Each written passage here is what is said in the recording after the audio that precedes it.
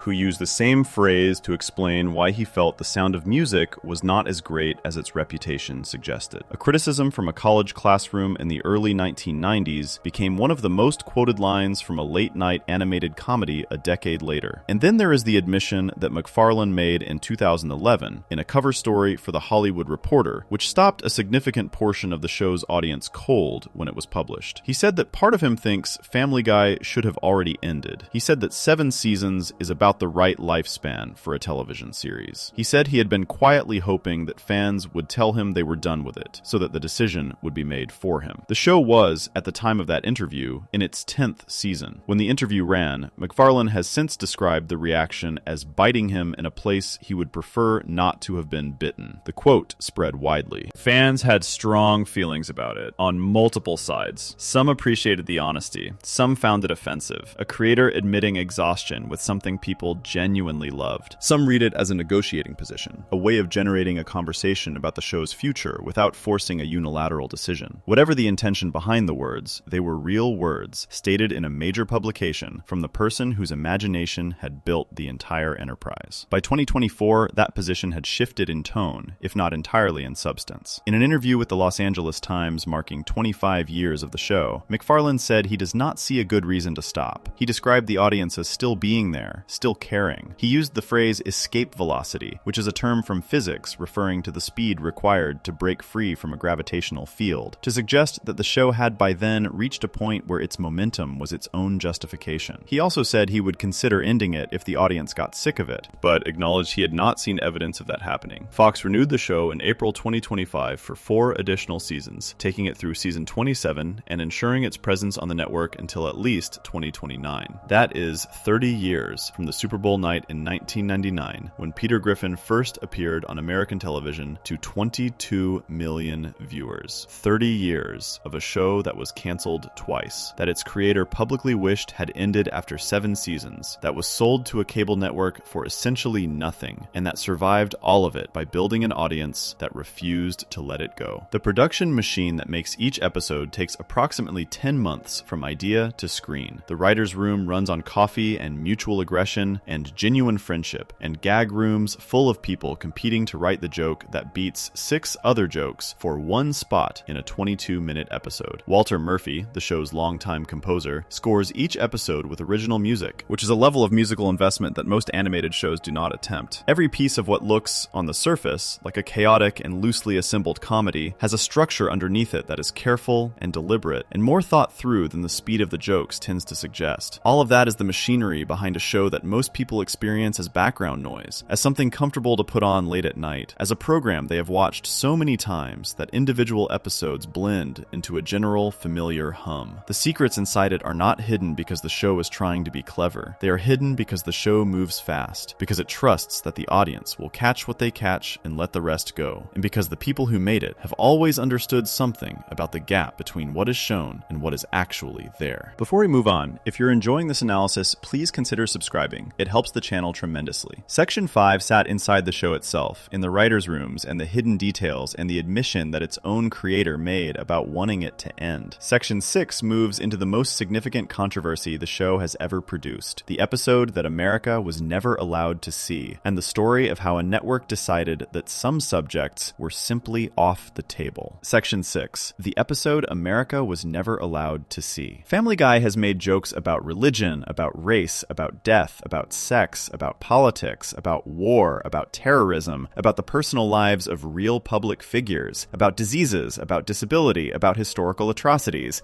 and about virtually every category of human experience that a network standards department might theoretically object to. It has done all of this across more than 2 decades and more than 400 episodes. In that entire run, across everything the show has attempted, Fox has banned exactly 1 episode from American television. Just 1. And the subject that finally crossed a line that hundreds of other jokes had not is abortion. The episode is called Partial Terms of Endearment. It is Season 8, Episode 21, the final episode of that season, written by staff writer Danny Smith and directed by Joseph Lee. It was produced in 2009 during the show's regular production cycle. It went through the normal writing process, the normal table read, the normal animation pipeline. By the time it was finished, it was a complete broadcast-ready episode of Family Guy, and Fox decided it would never air in the United States. The story begins in a way that feels, at least initially, like a conventional Family Guy setup. Lois is approached by an old college friend named Naomi, who is unable to conceive a child with her husband Dale. Naomi asks Lois to serve as a surrogate mother to carry a baby for them through in vitro fertilization. Peter objects, as Peter tends to object to most things that involve disruption return to his routine. Lois, after the back and forth that the show typically stages between them, decides to go ahead with it. The procedure happens. Lois becomes pregnant with Naomi and Dale's child. Then the episode takes a darker turn. Naomi and Dale are killed in a car accident while Lois is still pregnant with their baby. This leaves Lois in a position that the show had never placed any of its characters in before. She is carrying a child that no longer has biological parents. The people who asked her to do this are gone. She is left with a decision that has no easy answer, and the episode forces her, and by extension the audience, to sit with that decision seriously. Peter, after encountering a group of anti-abortion protesters and being shown a video that presents the anti-abortion argument in emotional terms, becomes convinced that aborting the fetus would be wrong. He comes home deeply opposed to Lois going through with it. Lois, working through the same question from a different angle, is less certain. The episode stages the argument between them without turning either position into a punchline. Both sides of the debate are given space. The show does not pretend the question is simple. At the end of the episode, Lois has the abortion. The show makes a decision, takes a side, and does not walk it back. The final beat involves Lois beginning to tell the family about her deliberations and the things she considered, and Peter cutting her off to confirm to the audience that she went through with the procedure. It ends without ceremony. There is no moral lesson delivered from the front of the room. There is no moment where the show retreats into ambiguity to protect itself from criticism. It lands where it lands and stops. Fox had known this episode was coming before season 8 even began to air. The production schedule means that episodes are written and completed months before they reach a broadcast date. Fox reviewed the episode, assessed it, and made a decision. The network's stated concern, according to reporting at the time, was not for viewers, but for advertisers. Fox's position was that the subject matter of abortion was sufficiently polarizing that advertising partners would be uncomfortable having their products associated with an episode that took an explicit position on one of the most contested social questions in American public life. That was the framing. Advertisers, not viewers. McFarlane was not silent about the decision. His response to it was characteristically direct. He described the episode being pulled as a function of people's inability to handle and dissect controversial material in a thoughtful way. He also did something that was both a creative act and a public statement. He organized a live table read of the episode before a live audience in Hollywood at a venue in the city, before the episode was officially supposed to air. The table read was announced at San Diego Comic-Con in July 2009, which is when the ban itself became publicly known. The Family Guy team went to Comic-Con, told the audience that Fox had refused to air the episode, and then held a separate live reading of it so that people could hear what they were not going to be allowed to watch on television. McFarlane has described the purpose of that table read with characteristic clarity. He said they did it to drum up Emmy votes so they could lose by fewer votes. That line is designed to land as a joke, and it does, but underneath it is a genuine assertion. The show was making the case, through the act of staging the reading publicly, that the episode was serious work that deserved to be evaluated as such. Submitting it for Emmy consideration was a way of insisting that the material had artistic merit beyond whatever made Fox's standards department uncomfortable. The live reading was held before an audience that included Television Academy voters and media guests. By all accounts, the response was strong. One particular line from the episode drew sustained applause at the live reading, a line in which a character describes being willing to save the unborn, but having no interest in what happens to them afterward. The applause for that line told its own story about how the audience present received what the episode was doing. Fox has never aired the episode. Cartoon Network declined to air it on Adult Swim. The domestic syndication windows that typically pick up Family Guy episodes for rerun purposes have not touched it. It is not available on Hulu, which is currently the primary streaming home of the show. When the Season 8 DVD was released in the United States, the episode was included on the disc, which means that American viewers have always had a way to see it, but only if they sought it out specifically. It was not going to come to them through any of the channels that deliver every other episode of the show. The contrast with what happened in other countries makes the American situation look even more specific. BBC 3 in the United Kingdom aired Partial Terms of Endearment on June 20th, 2010, in its regular primetime slot at 10:30 in the evening. The episode reached approximately 1 million British households in that broadcast. Critics and viewers in the UK received it positively. There was no particular public outcry. The episode aired, people watched it, and the conversation moved on. Australia aired it in April 2011. The Netherlands aired it in August 2011. Several other countries aired it without incident. The episode also aired later in a limited domestic form, in the sense that footage from it was included in a 2012 American special called 200 200 episodes later, which gave some viewers their first glimpse of material from it without it constituting a full broadcast of the episode. That remains the closest Partial Terms of Endearment has come to airing on American television. What the ban reveals is something specific about the limits of what television comedy is permitted to do in the United States, and about who gets to draw those limits. Family Guy has, across its entire run, made jokes about subjects that many people find offensive. The show has aimed its humor at religious groups,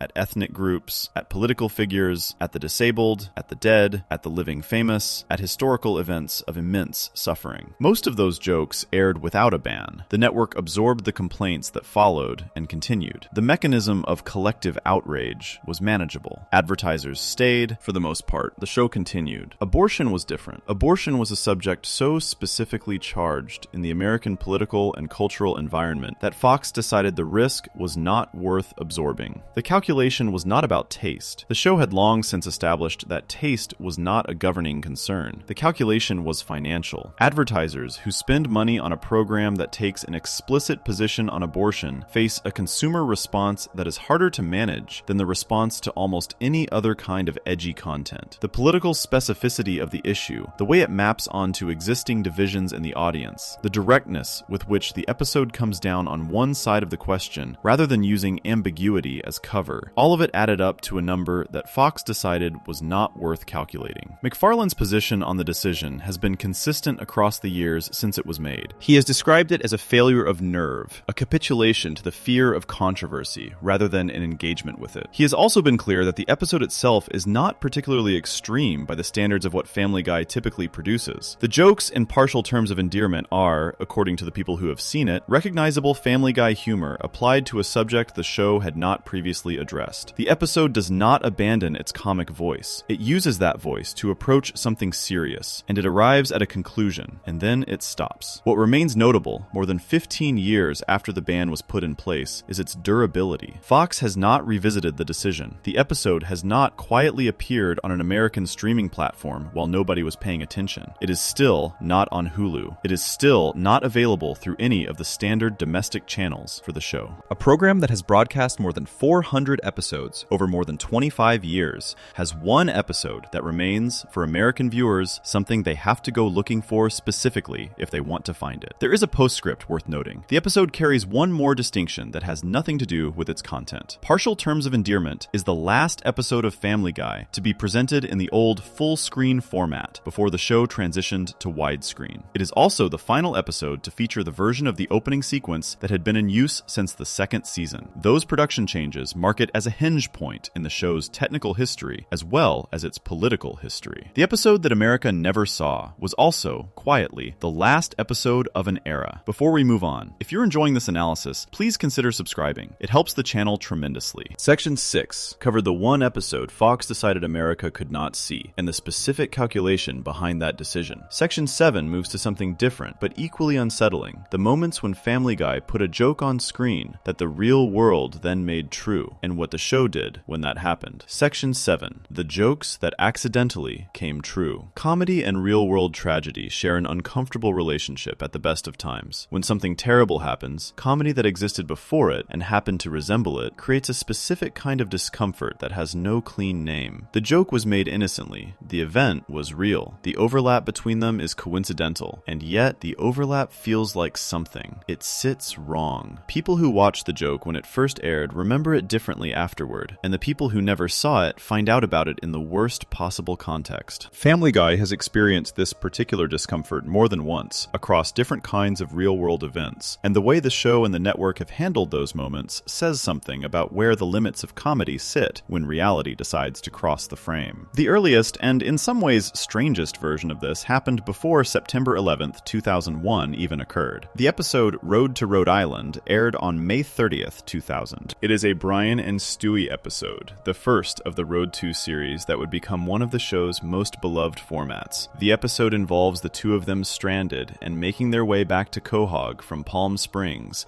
and along the way, there are a series of gags and musical numbers that are widely regarded as some of the finest writing the show produced in its early years. Partway through the episode, there is a scene set in an airport. Stewie, whose bag is full of weapons, needs to get through the security checkpoint without detection. He does this by breaking breaking into song, performing on the good ship Lollipop as a distraction while the X-ray machine scans his luggage and the security staff are too charmed to look at the screen. After getting through, he mutters that he hopes Osama bin Laden does not know show tunes. The camera then cuts to another line at the same checkpoint, where Osama bin Laden is standing with his own bag, also singing to distract the security staff, performing the song I Hope I Get It from the musical A Chorus Line. The joke worked the way it was designed to. Bin Laden was, at that time, a known figure associated with terrorism, and the absurdity of imagining him singing Broadway material to slip through airport security was the kind of contrast that the show's humor was built on. The episode aired. Audiences watched it. It was a gag, quickly passed, and the episode moved on. 14 months later, on September 11th, 2001, hijackers used commercial aircraft to carry out the worst terrorist attack in American history. The scene from Road to Rhode Island, which had depicted Osama bin Laden at an airport security checkpoint, moving through a system that was not catching him, suddenly existed in an entirely different context. The joke had not predicted anything. It was not prophetic. It was a coincidence, and a painful one. The decision about what to do with it was straightforward and came relatively quickly. The scene was cut from syndication reruns, cut from the initial domestic DVD release of the season,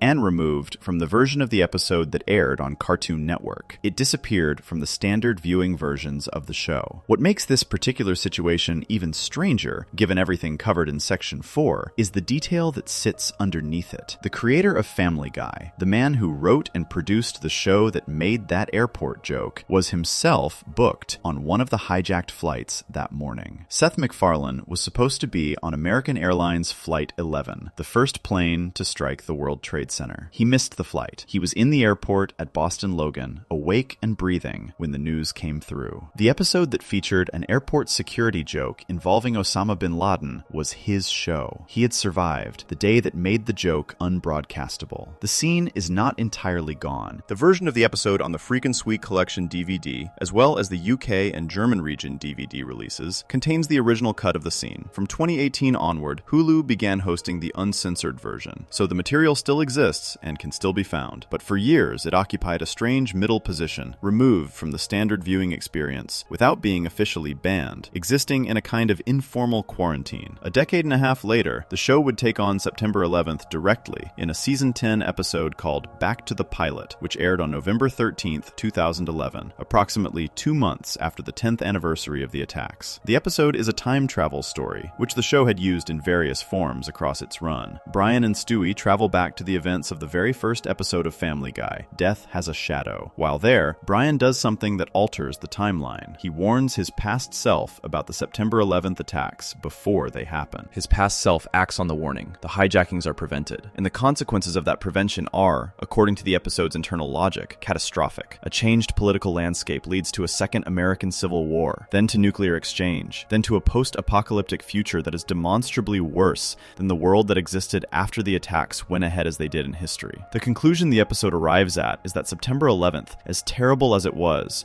preferable to the alternative that Brian's intervention created. Multiple versions of Brian and Stewie gather at the end of the episode to vote on whether to prevent the attacks or allow them to happen. The majority votes to allow them. One version of Brian and Stewie delivers the line in a moment that generated sustained controversy and continues to generate it, something to the effect of having made September 11th happen, followed by a high five. The response to that line was significant. The episode aired 2 months after America had spent a full week marking the 10th anniversary of the attacks. The cultural temperature around the subject was still high. Viewers who found the material objectionable were vocal about it, and the criticism extended beyond the usual circle of people who followed the show closely enough to complain. People who had never watched Family Guy in any sustained way encountered the moment through news coverage and online discussion, and formed responses to it from that context. MacFarlane had squeaked that episode past Fox's standards department, but the audience's standards department had different threshold settings. The episode was not pulled. It aired, it generated its reaction, and it was eventually rerun. Unlike the Boston Marathon episode that would come 2 years later, Back to the Pilot remained in the standard broadcast rotation. The subject matter was painful, the joke was deliberate rather than accidental, and the show survived the controversy without any of the material being removed from its broadcast history. The Boston Marathon situation was different in almost every structural way. Turban Cowboy was season 11, episode 15, and it aired on March 17th, 2013. The episode's main story involves Peter befriending a Muslim man named Mahmoud, getting drawn into what turns out to be a terrorist plot, and eventually helping to prevent prevent an attack. The episode also contains, as a separate and unrelated cutaway gag, a scene in which Peter wins the Boston Marathon by driving his car through the field of runners, mowing them down in a manner presented entirely as physical comedy, with no connection to the episode's main storyline. The Boston Marathon bombing happened on April 15th, 2013. 2 bombs were detonated near the finish line of the race. 3 people were killed, and approximately 176 people were injured. The attack occurred approximately 4 weeks after Turban Cowboy had aired. Within a day of the bombing, an edited clip began circulating online. Someone had taken 2 separate scenes from Turban Cowboy and spliced them together. The first was the cutaway of Peter driving through the Boston Marathon runners. The second was a different scene from the same episode, unrelated to the marathon, in which a phone call detonates explosions somewhere off-screen. The edited version combined these 2 moments to make it appear that Family Guy had depicted someone using a phone to trigger explosions at the Boston Marathon, a scenario that was uncomfortably close to what had actually just happened in Boston. The clip spread widely and quickly. People who had not seen Turban Cowboy, and who therefore had no context for what the clip was and was not showing, encountered what appeared to be a disturbing preview of the actual tragedy. McFarlane addressed it directly on social media, calling the edited clip abhorrent. He described the bombing as a crime and a tragedy, and made clear that the clip in circulation had been constructed by splicing together unrelated material to create a false impression of what the episode contained. Fox acted immediately. The network removed Turban Cowboy from its website and from Hulu, and issued a statement saying it had no immediate plans to broadcast the episode again.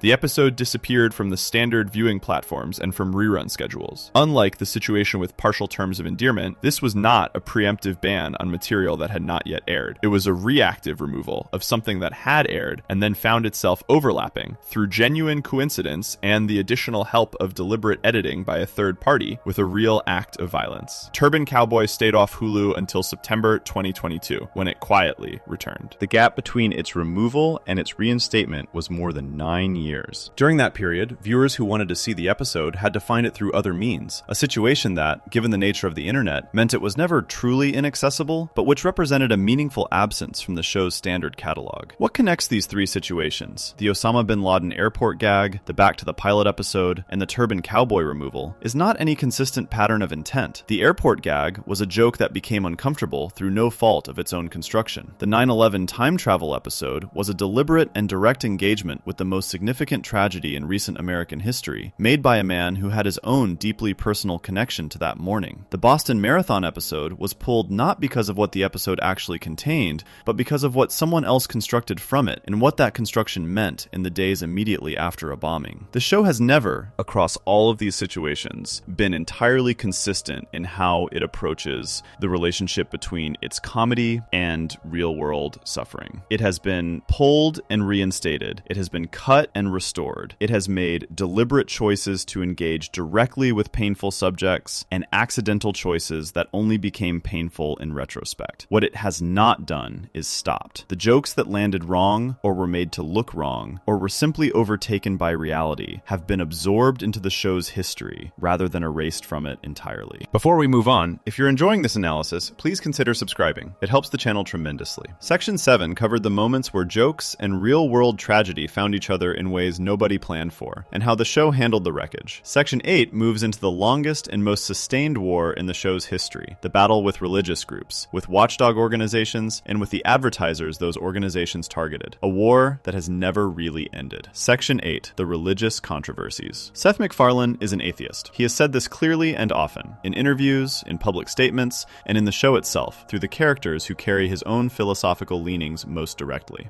He has described his approach to religion not as hostility toward believers, but as a conviction that the world makes more sense without the assumption of a supervising divine presence. He has cited George Carlin's framing of an invisible man in the sky as a shorthand he finds accurate. He has described himself as a critical thinker, for whom religious faith, however genuinely held by individuals, represents a framework he cannot personally accept. This is not an unusual position in the broader entertainment industry. What is unusual is that MacFarlane has built one of the most watched animated comedies in American television history from that position, and has used the show repeatedly and without much apology to make jokes about religion, to depict religious figures in ways that religious audiences find offensive, and to air those depictions on a major broadcast network during primetime hours. The result, across more than 2 decades, has been a sustained war between the show and various religious and moral advocacy organizations that has never fully resolved, generated some of the most sustained institutional criticism in the history of American animated television, and produced moments that remain genuinely difficult to defend, even among viewers who broadly support the show's right to exist. The organization that has prosecuted that war most aggressively, most consistently, and most publicly is the Parents Television Council, known by the abbreviation PTC. The PTC is a conservative nonprofit media watchdog group that was founded in 1995 and spent much of its early institutional life targeting broadcast content it considered inappropriate for family viewing. By the time Family Guy premiered in 1999, the PTC had already developed both a methodology and an audience for its work. It issued reports. It named worst shows of the week. It mobilized its membership to file complaints with the Federal Communications Commission. It contacted advertisers and asked them to remove their money from programs the PTC deemed indecent. These were not symbolic gestures. In the right circumstances, advertiser campaigns generated real financial pressure on networks and on the shows those networks carried. Family Guy became, from the moment of its premiere, one of the PTC's primary targets. The organization named individual Family Guy episodes its worst TV show of the week on more than 40 separate occasions across the show's run. The show appeared on the PTC's annual list of worst primetime shows for family viewing in 2000, 2005, and 2006. It was named the worst show of the 2006 to 2007 season overall. These designations were accompanied by detailed descriptions of the content that had earned them, written in the specific language of the PTC's public communications, and distributed to members along with instructions for filing complaints and contacting advertisers. McFarlane's response to this sustained institutional campaign was not diplomatic. In 2008, in an interview with The Advocate, he was asked about the PTC's criticism and responded with a comparison that left very little room for further dialogue. He said that receiving criticism from the PTC was like getting hate mail from Hitler. He described the organization's members as literally terrible human beings. He said he had read their newsletter and visited their website and found them rotten to the core. He added that, for an organization that prided itself on Christian values, they spent their entire day hating people. He concluded with an invitation for the organization to perform a sexual act on him, stated in the specific language one would not normally find in a formal interview. This was not a calculated public relations move. It was an authentic expression of how McFarlane felt about the organization that had been targeting his show since its first episode. It also ensured that the war between them would not be conducted in the language of collegial disagreement. For years afterward, the relationship between McFarlane and the PTC existed in a state of mutually declared hostility, with both sides using whatever tools were available to make their positions felt. The PTC filed complaints. The show made jokes about the complaints. The PTC filed more complaints about the jokes. The FCC, to which the PTC directed most of its formal complaints, declined in most cases to take action. In one documented instance, the FCC received a formal complaint from the PTC regarding a Family Guy episode and issued a ruling that the content, while potentially offensive to some viewers, did not meet the legal definition of broadcast indecency as measured by contemporary community standards. The FCC's repeated refusal to sanction the show was not a vindication of the content in any artistic sense, but it did establish that the legal mechanism the PTC was using to pressure Fox was not producing the regulatory consequences they were pursuing. The PTC also pursued advertiser campaigns. The organization pressured companies like Wrigley and Burger King to stop advertising during Family Guy, arguing that because those brands appealed to children, placing their advertising in an adult program with explicit content was irresponsible. The success of those particular campaigns is not fully documented in the public record, but the broader pattern of advertiser pressure was a real feature of the show's financial environment, particularly in its earlier seasons, when the institutional relationship between the show and its advertising partners was less established. The episode that generated the single largest documented volume of formal FCC complaints in the show's history was not a religious episode. It was the season 7 episode called Family Gay, which aired in 2009. The episode involves Peter being injected with a gay gene as part of a medical experiment and temporarily becoming homosexual. The PTC filed complaints with the FCC and, more consequentially, mobilized its membership to file individual complaints. The number of complaints the FCC received in connection with that episode reached approximately 188,000. The FCC reviewed the complaints and declined to take action. The agency's position was that explicit content permeating a program is the point of the program, and that viewers who object have the option to change the channel. The religious religious dimension of the show's Controversies runs separately from the PTC campaigns and has its own history of specific moments. Family Guy has depicted Jesus Christ as a recurring character across multiple episodes. The show's treatment of Jesus is not reverent. In the Season 7 episode I Dream of Jesus, Peter discovers that Jesus has returned to Earth and is working at a record store in Quahog. Jesus becomes a local celebrity. The episode treats the second coming as a situation comedy premise. The reaction from religious viewers was significant, though not dramatically different from the reaction the show generated from other forms of offensive content. The episode that provoked the most specific and sustained religious outrage in the show's history was The 2,000-Year-Old Virgin, which aired in Season 13 on December 7th, 2014. The episode aired during the Christmas season, which guaranteed that its subject matter would be encountered by an audience that was paying particular attention to religious themes. In the episode, Peter and his friends run into Jesus at a shopping mall. They discover that Jesus is still a virgin at 2,000 years old. The main plot involves Peter, Quagmire, and Cleveland attempting to help Jesus lose his virginity, in a structure borrowed from the 2005 film The 40-Year-Old Virgin. The episode ultimately reveals that Jesus is not, in fact, a virgin, but has been telling women that story for centuries as a means of manipulation. He is presented, by the episode's conclusion, as a serial liar and a sexual manipulator who exploits the emotional openness of the women he pursues. The episode aired on a major American broadcast network on a Saturday evening during the Christmas season. The description on the show's official website at the time was 2 words: "Happy Birthday, Jesus." The backlash was immediate and came from multiple directions. Christian news organizations published detailed accounts of the episode's content. Online commenters described it as the most directly anti-Christian thing they had seen on mainstream television. One viewer wrote that the episode read as 30 minutes of a ticked-off anti-Christian making sure the world understands he hates Jesus. Christian Today covered the episode with a headline that framed the controversy around McFarlane's publicly stated atheism, noting that he regularly uses the show to poke fun at religion. The executive producer of the show, Steve Callahan, had acknowledged before the season even aired that the episode would irritate some people. That assessment turned out to be conservative. What the show did inside the episode with the religious criticism it knew was coming is worth noting. In a mid-episode moment, Peter breaks away from the story being told and addresses the audience directly. He acknowledges that millions of Christians are probably offended by what they are watching. He provides what is framed as a fictional address to which they can write their complaints, and he characterizes the writers responsible for the episode using language that plays on anti-Semitic tropes about Hollywood, which was itself another layer of deliberate provocation. The show was making a joke about the fact that it was making a joke. It was acknowledging the audience's likely reaction and incorporating that reaction into the structure of the episode before that reaction had happened. This particular technique, naming the controversy from inside the thing causing the controversy, is one McFarlane and the writers have returned to across the show's run. The episode PTV, which aired in Season 4 and was a direct satirical response to the FCC censorship debates of that era, spent its entire runtime mocking the very organizations that have been filing complaints about the show. The episode depicted a fictional version of the PTC under a thinly disguised name and treated their objections as an escalating comedy premise. The PTC considered filing a complaint about the episode that mocked them for filing complaints. The recursive quality of that situation is its own kind of commentary. The eventual resolution of the McFarlane and PTC feud was not what either side would have predicted. In 2015, after the PTC president, Tim Winter, wrote McFarlane a sincere letter regarding the show's content, the two men met for dinner. McFarlane has described the meeting as properly humbling and said that after 3 hours of conversation, he found they had more in common than he would initially have assumed. The PTC subsequently praised McFarlane's science fiction drama, The Orville, when it premiered, describing it as the kind of thoughtful, family-friendly programming they wanted to see more of. The organization that McFarlane had compared to Hitler 8 years earlier was now complimenting his other show. The PTC itself filed for bankruptcy in October 2025 after several decades of operation. At the time of its filing, the organization had approximately $92,000 in assets against approximately $285,000 in liabilities. The group that had named Family Guy its worst show of the week more than 40 times, that had mobilized hundreds of thousands of complaint letters, that had pressured advertisers and filed FCC complaints across the show's entire run, ended its institutional life in a Chapter 11 filing while Family Guy was in the process of being renewed through its 27th season. The show continued. The organization that spent decades trying to stop it did not. Before we move on, if you're enjoying this analysis, please consider subscribing. It helps the channel tremendously. Section 8 traced the longest institutional war in the show's history,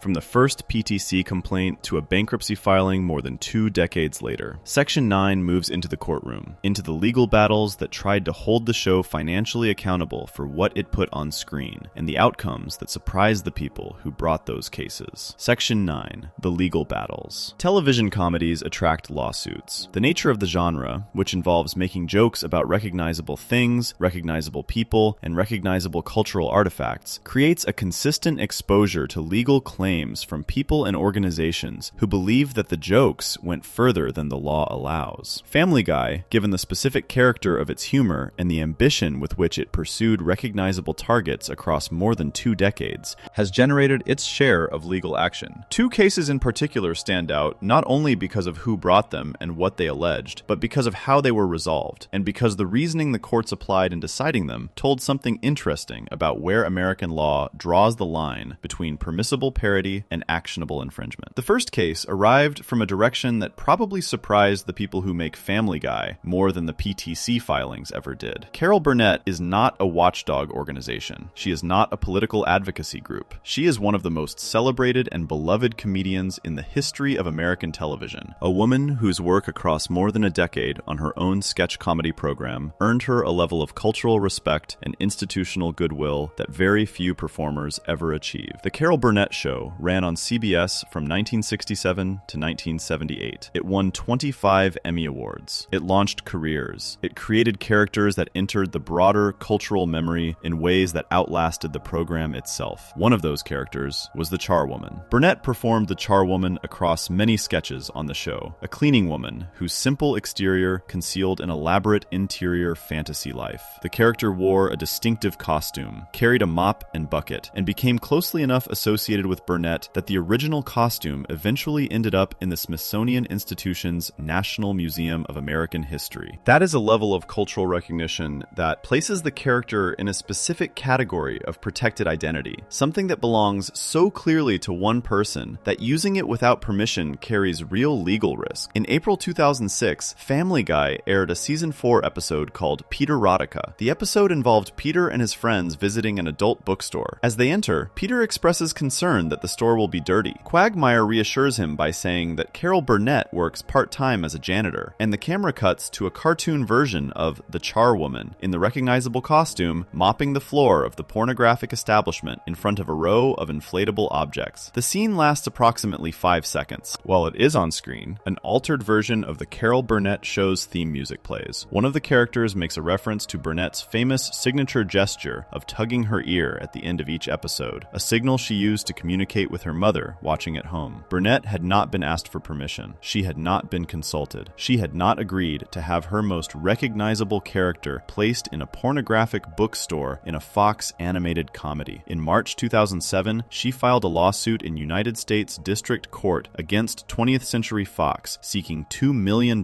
in damages on grounds of copyright infringement and violation of her publicity rights. The lawsuit described the segment in detail, outlining what the Charwoman had appeared doing, what music had played while she appeared, and what the characters had said about her during the scene. The legal question before the court was whether what Family Guy had done constituted protected parody under the First Amendment, or whether it crossed the line into unauthorized use of copyrighted material and infringement of Burnett's personal rights to control how her likeness and her creations were used commercially. These are not simple questions. American copyright law has always recognized that parody occupies a protected space, that the ability to comment on and transform existing cultural works through humor is a form of expression the law is reluctant to suppress. At the same time, that protection has limits, and those limits tend to be defined by whether the use in question is genuinely transformative or merely exploitative. United States District Judge Dean Pregerson reviewed the case and issued his ruling. He dismissed the lawsuit. His reasoning is worth understanding in some detail, because it was not a ruling that came without acknowledgement of the specific discomfort Burnett's situation involved. The judge wrote in his decision that he fully appreciated how distasteful and offensive the segment was to Burnett. He did not pretend otherwise. He did not find that what Family Guy had done was respectful or considerate or in good taste. He found that it was protected. The parody, in his analysis, was directed at the character herself, not merely using the character as a vehicle to make unrelated points, and the First Amendment's protection of parody extended to this use, even though though the use was crude and placed the character in a context Burnett found objectionable. The judge also noted that public figures, which Burnett unquestionably is, are frequent targets of parody and crude commentary in contemporary media, and that Burnett, with her decades of experience in entertainment and her own deep familiarity with the nature of comedy, was aware of this. That observation was not made unkindly, but it was part of the court's reasoning. The suit was dismissed. Fox did not pay damages. The charwoman remained in the episode. The second major legal case came from a very different direction, one that involved not a person, but a piece of music, and not an objection to how the music was used, but to the claim that the music had been copied without authorization. The episode at the center of this case was When You Wish Upon a Weinstein, which had its own complicated history before the lawsuit even arrived. The episode had been produced in 2000, intended to air as part of Season 2, and then withheld by Fox because network executives were concerned that its premise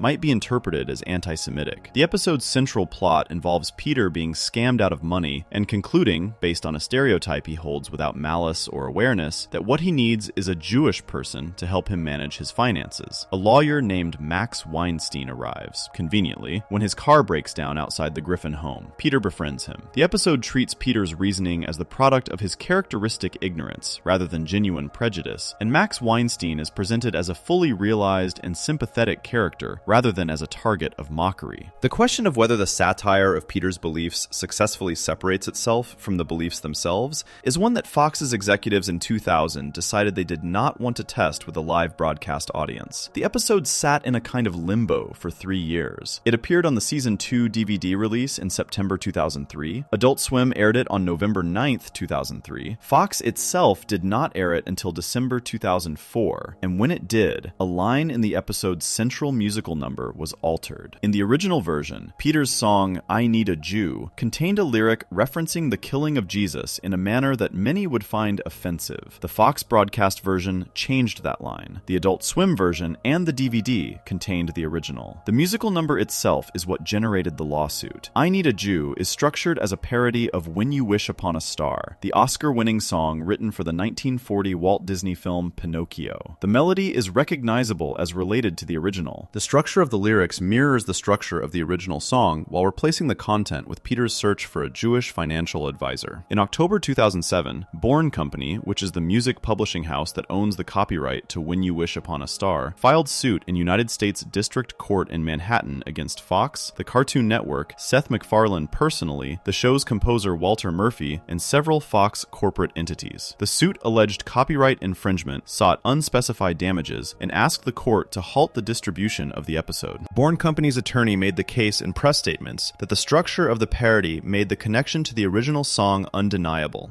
He described listening to both songs side by side and finding the structural relationship between them obvious, pointing to how Peter's song began with an upward look at the stars, the same visual orientation as Jiminy Cricket in the original film, and how the lyrical architecture of the two songs aligned at the phrase and syllable level.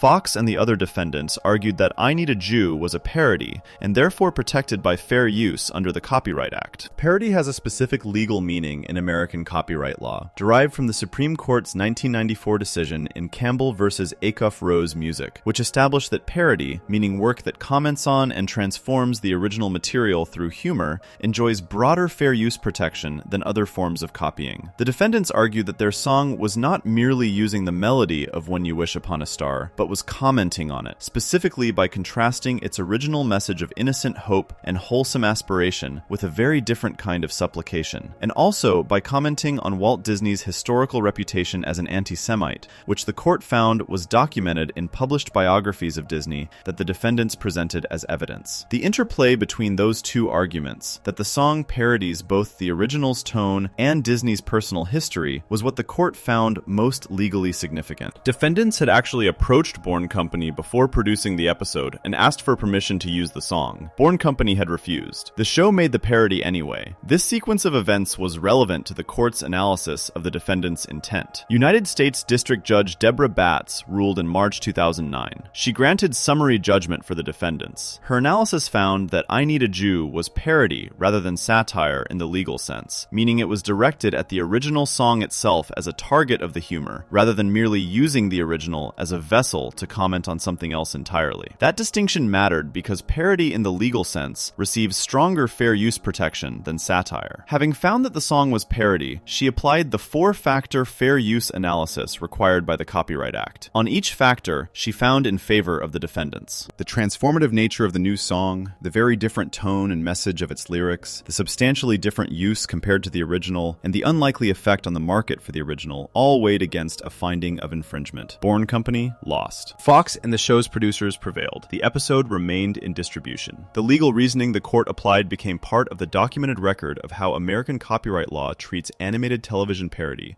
a record that other shows and other studios have referenced in subsequent disputes. What these two cases share, despite their very different origins and their very different plaintiffs, is the outcome. In both instances, the show was sued by a party with genuine grievances grounded in real discomfort and real legal arguments. In both instances, the court found that what Family Guy had done was protected. The specific protection in each case came from a different legal doctrine: First Amendment parody protection in Burnett's case, copyright fair use in Bourne's case, but the practical result was the same. The show had made something that offended people who had legitimate grounds to object, and the law said that making it was permissible. McFarlane has not spoken extensively about either case in the years since they were resolved. The show has continued to make jokes about real people and to use recognizable cultural material in ways that push against the edges of what the law permits. The legal outcomes of these cases were part of the foundation on which those subsequent choices rest. Not because the show consciously relies on legal precedent in the writer's room, but because the decisions that resolve these cases established in the clearest possible institutional terms where the line sits. The show has continued to work near that line, which is, in many respects, the point. Before we move on, if you're enjoying this analysis, please consider subscribing. It helps the channel tremendously. 2 lawsuits, 2 courts, 2 decisions that both landed the same way, with the show walking away and its accusers walking away empty-handed. Section 10 asks what it means that a show its own creator wanted to stop is still one of the most watched programs in American television. Section 10, the show that refused to end. There is a question that sits underneath every other question in this essay, and it has been building quietly since the first section. Every piece of this story, the student film and the canceled pilot and the wrong time on an itinerary and the DVD sales and the banned episode and the legal battles and the institutional war with a watchdog group that eventually filed for bankruptcy, all of it points back to the same central puzzle. Why is Family Guy still here? Not why in a commercial sense. The commercial answer is straightforward and has been documented across the preceding sections. Fox renewed the show in April 2025 for 4 additional seasons in what the network described as a Meg animation deal, a 4-season commitment that takes Family Guy through its 27th season and carries it into the 2028 to 2029 television season. That renewal coincides almost precisely with the 30th anniversary of the night the show premiered after Super Bowl 33 in January 1999. 30 years is not a number that many television programs of any kind reach, animated or otherwise. The commercial machinery that produces the show has every incentive to keep producing it, and Fox has every reason to anchor its Sunday night animation block around a program that has been part of that block for the better part of 3 decades. But the commercial answer is not the interesting one. The interesting question is why the audience kept showing up. Why the people who were not watching in live ratings during the original run went and bought the DVDs in numbers that convinced a network to reverse a cancellation. Why the late-night cable audience that discovered the reruns on Adult Swim watched in volumes that exceeded anything Cartoon Network had predicted. Why the streaming numbers on Hulu, in an era when the live broadcast audience has declined to below 1 million viewers for some individual episodes, remain sufficient to justify seasons of renewed production. Why there is always, as the Fox Entertainment president noted in a 2026 interview, a whole new group of teenagers every few years who discover Family Guy and find it the funniest thing they have ever encountered. That pattern of perpetual rediscovery is one of the more remarkable things about the show's relationship with its audience. Most television programs, when they decline in cultural relevance, stay declined. The audience that moves on does not cycle back, and the new generation finds something else. Family Guy operates differently. The show has demonstrated across its entire run an unusual capacity to absorb new cohorts of viewers who approach it as a discovery rather than an inheritance. People who find it not because their parents watched it, or because it is part of the cultural furniture they grew up around, but because they stumbled across it in some corner of the streaming landscape and found something there that met them where they were. What they find, when they find it, is a show that treats its audience as as capable of handling discomfort. This is rarer than it sounds. The dominant tendency in mass entertainment is toward comfort, toward content that confirms what the viewer already believes about the world and about themselves, toward emotional resolution and moral clarity. Family Guy has never reliably provided any of those things. It ends episodes without tidying them. It makes jokes that are genuinely uncomfortable to laugh at. It punishes characters who deserve to be punished, but also punishes characters who do not. It puts real suffering into comedic frames without always providing the frame with enough distance to make the suffering safe. It is, in the specific sense that matters to the people who love it, honest about the messiness of being alive, in a way that more careful programming tends to avoid. MacFarlane himself shifted his public position on the show between 2011 and 2024 in ways that track something real about what happened to his relationship with it. In 2011, he told The Hollywood Reporter that part of him thought Family Guy should have already ended, that 7 seasons was the right lifespan for a television series, and that he had been quietly hoping the audience would tell him they were done so the decision would be made for him. That was a genuine statement from a man who had been running the same program for over a decade and was beginning to feel the weight of its continuity. He was not performing humility. He was describing exhaustion. By 2024, speaking to the Los Angeles Times for an interview marking the show's 25th year, his framing had changed. He said he did not see a good reason to stop. He said the audience was still there and still caring. He used the phrase escape velocity, which is the speed required for an object to break free from gravitational pull, to describe where the show had arrived. The implication of the phrase is that some threshold has been crossed, beyond which the show's momentum is self-sustaining, that it no longer requires the same effort to justify its existence, because its existence has become its own argument. There is something worth sitting with in that shift. A man who in 2011 wanted someone to tell him he could stop was 13 years later describing his creation as having achieved escape velocity. The intervening years contain something that is not fully captured by either statement. What changed was not only the commercial picture, though the commercial picture changed. What changed was that the show accumulated enough of a history that MacFarlane's relationship to it stopped being purely about the quality of any individual season and started being about the aggregate weight of what the whole thing represented. Family Guy has been a first for several things that deserve to be stated plainly, because they situate the show in a specific place in the history of the medium. It was the first show revived from cancellation primarily on the strength of DVD sales and cable rerun ratings. That precedent, established in 2004 and 2005, reshaped how networks thought about canceled properties and audience loyalty beyond the live broadcast window. The conversation that led to that revival was part of a broader reckoning with how audiences consume television, a reckoning that accelerated significantly in the streaming era. Family Guy was not the cause of the streaming revolution, but it was an early data point that pointed towards something the industry had not fully accounted for. In 2009, Family Guy became the first animated series to be nominated for the Primetime Emmy Award for Outstanding Comedy Series since The Flintstones was nominated in 1961. That gap between the two nominations, 48 years, tells a story about how the Television Academy had classified animated programming during the intervening decades. The prevailing assumption was that animation was a separate category, that animated comedies competed with other animated comedies, and live-action comedies competed with other live-action comedies, and that the distinction between them was meaningful enough to justify keeping them in separate judging pools. Family Guy's 2009 nomination challenged that assumption directly. MacFarlane submitted the show in the Outstanding Comedy Series category deliberately, a decision that was itself a statement about how he understood the show's place in the broader landscape. The nomination did not lead to a win. The award went to 30 Rock that year, but the nomination itself was the meaningful moment. The show's influence on the generation of adult animated programming that followed it is harder to quantify, but worth acknowledging. Rick and Morty, which premiered in 2013 and became one of the defining animated programs of the decade that followed, operates in a comic register that is partly descended from what Family Guy established. The willingness to use animation as a vehicle for ideas that would be too expensive or too formally strange to execute in live action, the trust in the audience to follow multi-layered jokes, the use of genre conventions as material to be bent and subverted rather than honored, all of these things have a lineage that runs through Family Guy. So does the specific mode of comedy that treats the viewer as a participant rather than a recipient, that assumes the audience is paying close attention and rewards that attention with jokes that only land if you are. The show also demonstrated something about the commercial viability of animated programming that made subsequent investments in the genre easier to justify. justify. When Family Guy returned from cancellation in 2005 and immediately drew 11.85 million viewers for its first new episode, Fox had confirmation that the audience it had assumed was too small to sustain a broadcast network show was actually very large, just distributed differently than the live ratings had suggested. That lesson informed subsequent decisions by Fox and by other networks about where adult animated programming could live and what it could be worth. The Stewie spin-off, announced in 2025, centered on Stewie's preschool years, represents the franchise's most significant expansion in years. Whether that program carries forward what made the original interesting or simply deploys the character in a more palatable format is a question that cannot be answered before it airs. What the announcement demonstrates is that the institutional belief in the franchise's commercial durability has not diminished. A major broadcast network and a major streaming service are investing in expanding a property that has been on the air for more than a quarter of a century. That is not a gesture of nostalgia. That is a financial judgment about where the value still lives. MacFarlane has mentioned publicly that he has known for 15 years what the plot of the Family Guy movie would be, and that he has simply not had time to write it. The movie has been discussed, referenced, and anticipated for so long that it occupies a particular position in the show's mythology, something perpetually on the horizon, never quite arriving. Whether it ever does arrive is a question the show has been not answering for a decade and a half. It is possible that the movie is the ending, the specific container in which the show would finally arrive at a conclusion rather than simply stopping. It is equally possible that no such ending ever comes, that Family Guy concludes the way most television programs conclude, not with resolution, but with cancellation, with numbers that finally fall below a threshold nobody announces publicly, and a season that turns out to be the last one without anyone saying so at the time. What would be lost if it stopped tomorrow is something specific and not easily replaced. The show has always been, underneath the cutaway gags and the offensive jokes and the legal battles and the institutional warfare, a program about the specific texture of working class American family life in the late 20th